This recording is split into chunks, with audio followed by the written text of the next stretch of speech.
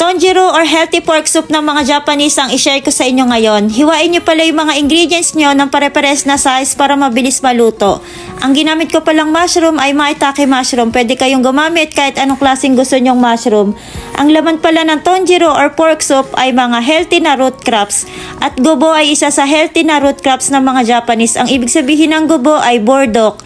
Sa nag-request pala sa akin ng recipe na to, para sa iyo ang video na to.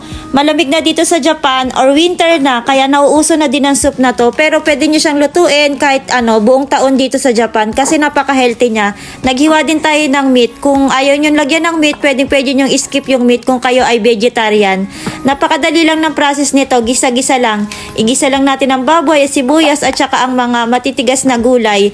Lagyan natin ng tubig. Takpan natin. Nilagyan ko pala siya ng dashi powder.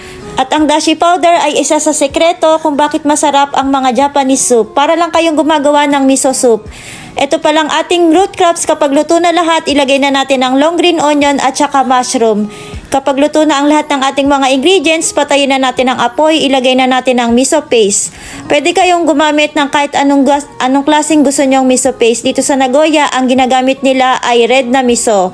Iba't ibang klaseng miso, iba't ibang klaseng lugar.